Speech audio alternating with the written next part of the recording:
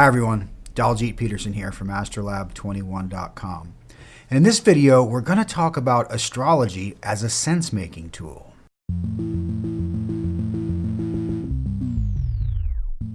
Sense-making has become a bit of a buzzword lately, and for really good reason. If you consider we're in an era where we just had a sitting American president make over 20,000 false or misleading claims in just one term in office, where we have fake news and conspiracy theories, where a deadly global pandemic is being dismissed by many as a hoax, where the economy is tanking but the stock market is at record highs. I mean, it's really no wonder that many of us are really struggling to make sense of this world that seems to have been turned upside down. And we can't trust any longer the traditional institutions who we used to turn to tell us the truth, because they use so much spin or political bias or just market-driven persuasion techniques, or maybe just outright propaganda these days. And social media, which just a decade ago held such a promise as sort of this new frontier in civic discourse, I mean, it has just as quickly devolved into this, battleground, this mimetic warfare and red versus blue tribalism, and it's gotten just horribly ugly.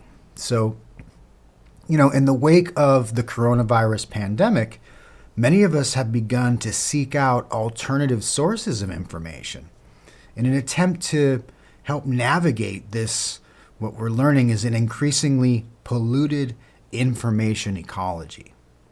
And we're looking to find some clean signal among this, sea of toxic noise that we seem to be surrounded by. And to that end, there's been this veritable cottage industry that has sprung up around this topic of sense-making, and most notably here on YouTube, where channels like Rebel Wisdom, who produce this series called The War on Sense-Making, and then there's another channel like the Stoa, who host a monthly Sensemaker in Residence series.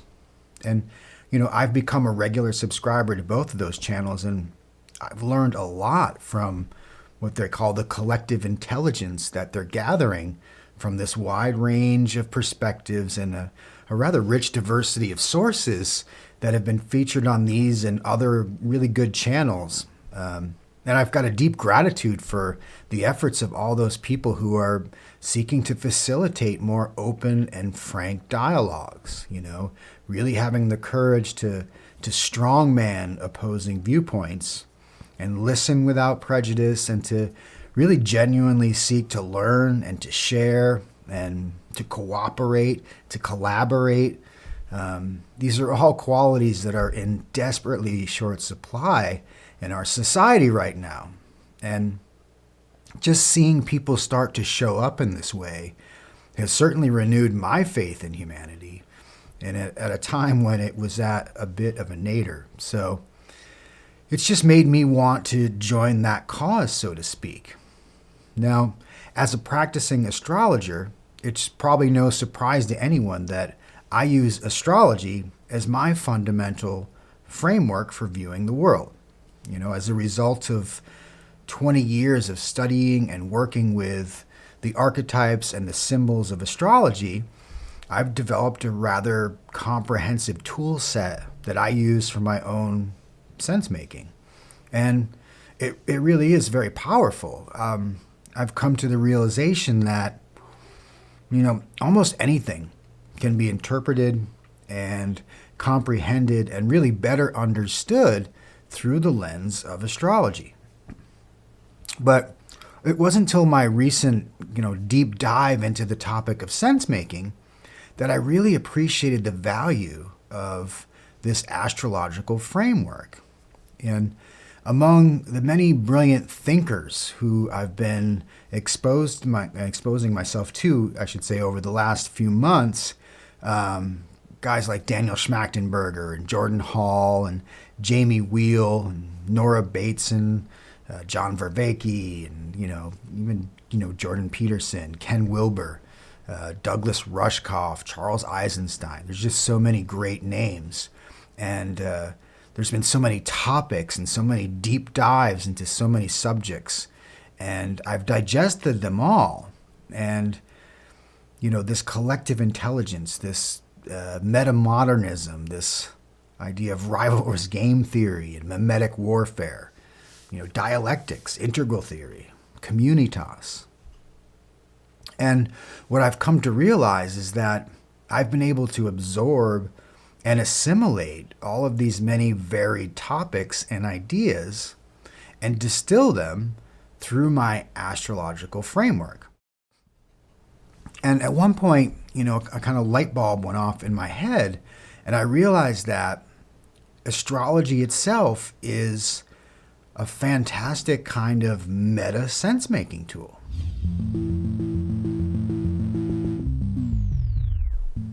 Now, one of the subjects often discussed in sense-making communities is a notion of what they call the mythopoetic, which is a term that was apparently born out of a New Age men's movement that had gained popularity, I guess, really during the mid and late 80s. And you think of it as a kind of like therapy workshops and men's wilderness retreats and sweat lodges. It's a form of psycho-spiritual practice that was heavily influenced by Jungian archetypes as well as, more traditional mythologies. And for me, I instantly recognize astrology as a mythopoetic psychotechnology. And it reinforced for me that, the validity of the astrological worldview as a means of understanding and approaching life and this, search for greater meaning in life, which, segues to another interesting topic that I encountered in this sense-making community, and that's the notion of a meaning crisis. In the YouTube series Awakening to the Meaning Crisis, the cognitive scientist and professor of psychology John Vervaeke, for instance, takes this exhaustive tour through the history of philosophy and consciousness, from Socrates and Buddha to Heidegger and Jung, and really amounts to like a graduate level course on like the history of psychotechnologies. It's really interesting. And then, there's his fellow University of Toronto professor of psychology, Jordan Peterson, who's been very well known of late, and he gained world renown for his YouTube series. We had Maps of Meaning, in which he relied heavily on interpretations of mythology to help provide a deeper sense of meaning in our modern world. And, as a neo-Jungian, I think Peterson is really on, some terra firma there with using mythology as a sort of legitimate adjunct to psychology. And, he's a really brilliant scholar, despite his having become a bit of a lightning rod, for his stance that he took on gender politics in Canada a few years ago. But despite that, still worth the material is worth perusing and worth your time. It's a lot of great material in his channel. But, while all of these mentions of the mythopoetic, you have references to Greek and biblical mythologies, Eastern Buddhism, and Western philosophy, and these are all broadly popular topics within sense-making communities. I noticed that the subject of astrology rarely comes up. And, I guess I can't be too surprised because, astrology has long been seen as kind of the third rail of modern psychology. And here, the figure of the preeminent psychiatrist Carl Jung is a really interesting example.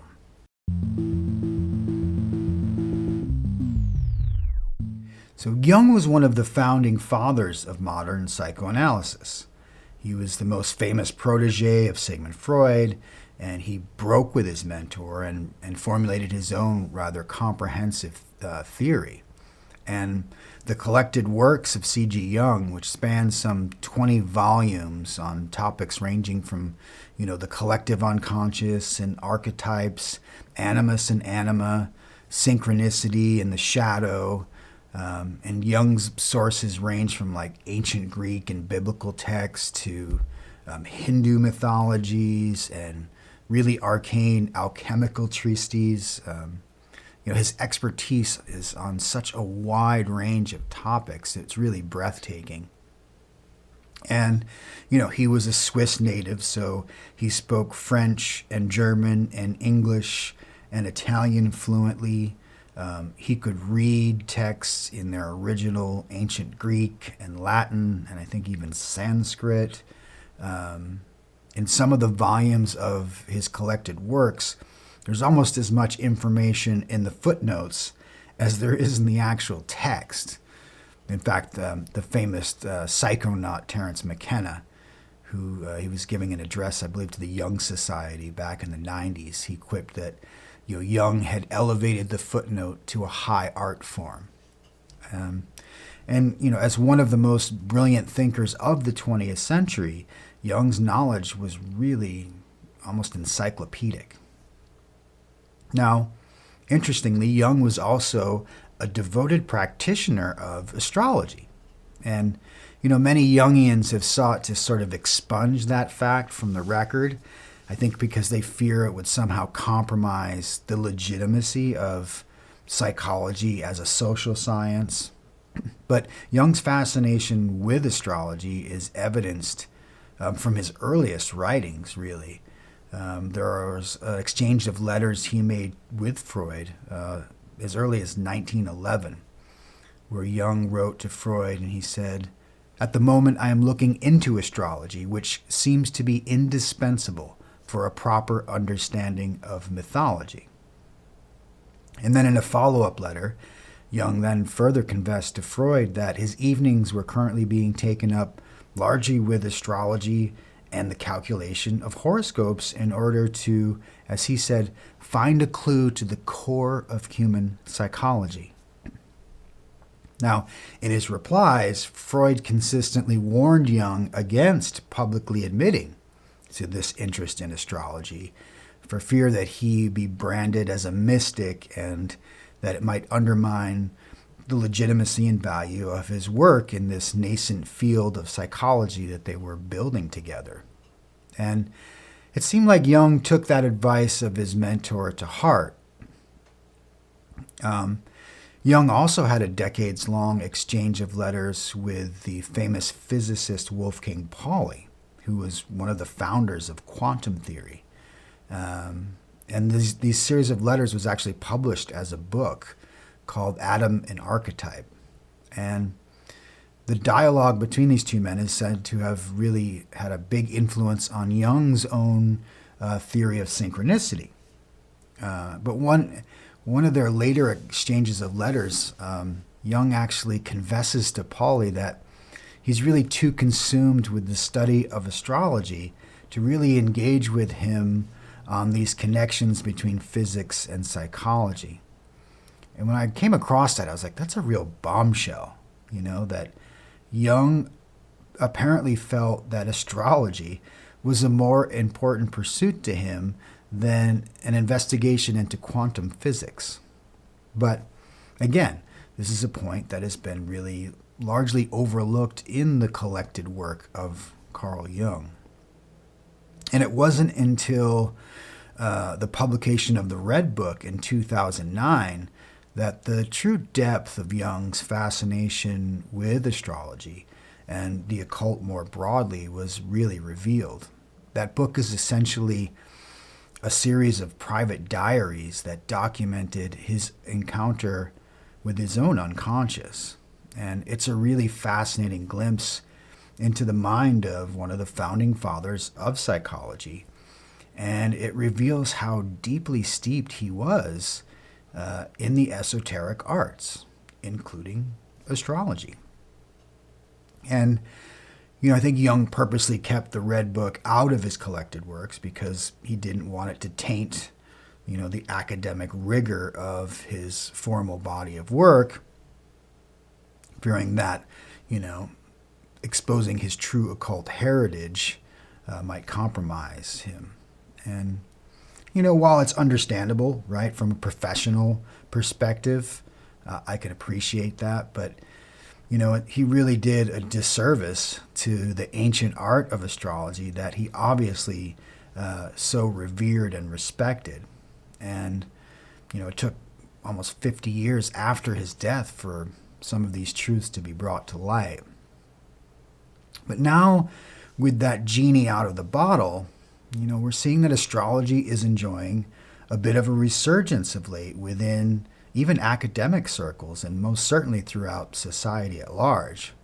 There was a recent survey that revealed an increasing number of millennials, for instance, have reported turning to astrology for spiritual guidance and personal growth. And, with traditional religions really on the wane and church attendance is really in a steady decline, there has been this, spiritual vacuum in this country. And it seems like astrology is kind of stepping in to fill that void. And many are surprised to find that this ancient art and science is really proving to be an incredibly useful paradigm for navigating these uncertain postmodern times that we're in.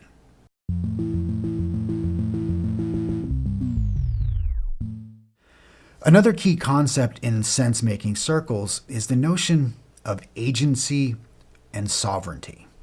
Now, in a world where our personal effectiveness has really been greatly diminished within this increasingly complex society that we live, we are seemingly experiencing a loss of agency, of our own ability to make effective choices as, grounded individuals within our social context.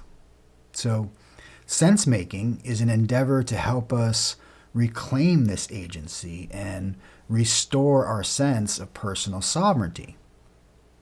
And there are a lot of, frameworks that are being proposed that can assist us in this process.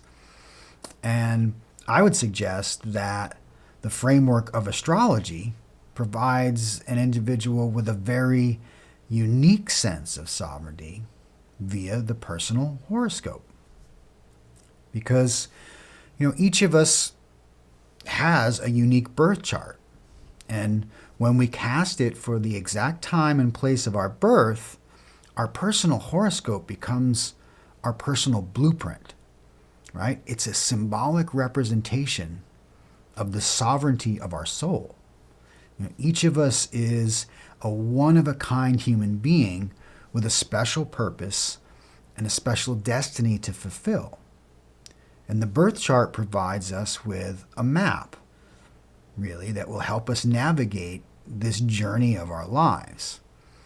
And, this isn't some airy-fairy snowflake kind of thing. The personal horoscope is a very practical and useful metaphor for life. It's founded on the very same principles as all of the personality theories that we see in modern psychology. If you think of the Myers-Briggs or the Big Five or the Enneagram, the deep source code of all of those programs has its roots in astrology, because the collection of symbols represented by the signs and the planets and the houses and the elements of astrology all encompass the ways that human beings interact with the phenomenal world. It's actually one of the most complete and holistic systems of thought that humanity has ever produced.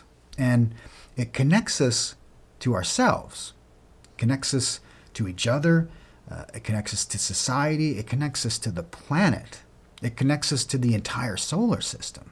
So this is really powerful stuff.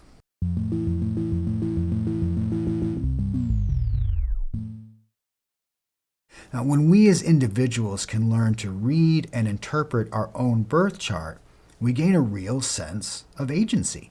We are empowered with a much deeper understanding of the various, subcomponents of our own personality. And it gives us a visual representation of ourselves and a map that we can use to live our lives. It charts this unique path that maps our own personal destiny. And it gives us a tool for recognizing and understanding the patterns of our behavior. And it awakens us to the understanding of these much greater life cycles. And it takes us out of that immediate daily grind, and it gives us a perspective on the deeper unfolding of our personal growth and evolution. And I really can't stress enough how powerful, helpful, and insightful, this has proven to be in my own life. I honestly don't know where I'd be today without it. And, I see this time and time again in readings that I do with clients. They'll often come to me with questions about career or life path. And when we look at their chart and we see these illuminated ideas that were maybe only a dim awareness for the client before the session, right? They had some deep intuition, but it just eluded articulation in a lot of ways. But once we were able to identify it, to give it a concrete form through the language and through the chart symbols, it's like the clients are like, yes, that's it. That's exactly what I've been trying to get at, but I couldn't ever, put it all together. And this is, a remarkably consistent experience that I have, because astrology proves to be unbelievably accurate. And as I've always confessed, I don't completely know how or why astrology works. I just know that it does. It consistently delivers profoundly meaningful insights, time and time again. It's truly remarkable. So for anyone out there looking to help make sense of the world, for anyone seeking a reliable tool to help you navigate the ups and the downs and the ins and outs of your life, astrology is definitely an essential piece of tech that you want to add to your kit, for reals. I would go so far as to say it's becoming indispensable. There are a lot of really good maps of meaning that can help you navigate life on this planet. But there's only one map that has been custom created for you and you alone. And that's your birth chart. It is the blueprint of your soul, the chart of your destiny, the map of the meaning of your life. How could you not give that a try? And I often wonder, why isn't everyone using this? How can this not be an essential component of everyone's life? I really feel like those of us who understand astrology have an unfair advantage, really, over anyone who doesn't. It really is like having a superpower. And, I feel deeply compelled to share this insight and to let everyone in on what seems to be one of the worst kept secrets in human history. Because it feels really wrong to stand by and watch this magnificent art and science be really denigrated by people who have no idea what it can do and have likely never actually taken the time to truly engage with the practice in any meaningful way. They just dismiss it out of hand as some airy-fairy, new age, mumbo-jumbo bullshit. But they have no idea what they're missing. And so I beg you to avoid making that same mistake. And if you've never had your birth chart read, I strongly encourage you to go out and find a competent astrologer. And I want to add emphasis on the word competent here, because I do acknowledge that there are many incompetent and really just downright bad astrologers out there who, quite frankly, give astrology a bad name. But there are also a lot of amazing astrologers out there who are providing an incredible service to humanity. And I'm working really hard to become one of them. So if you can't find an astrologer in your community, feel free to reach out to me either in the comment section below or go to my website. I'll put a link to that in the description. And, I'll do my best to help schedule a reading for you. I'm taking on new clients right now. My schedule's filling up, but I do want to try to make myself available to as many of you as I possibly can, because I genuinely want to help people improve their sense making and, build this map of their own meaning and, essentially reclaim the sovereignty of your birth chart. So I hope this has motivated some of you to explore astrology a little deeper as a really valuable sense-making tool. And I do hope to do, some more videos on this topic of astrology and sense-making. So look out for that. And, if you found this video helpful, I hope you'll click that like and subscribe button. And if you want to stay up to date on my latest videos, you might want to click the notification bell as well. Okay, well, until next time, I appreciate your time and your attention. Thanks so much for watching. Sat Nam.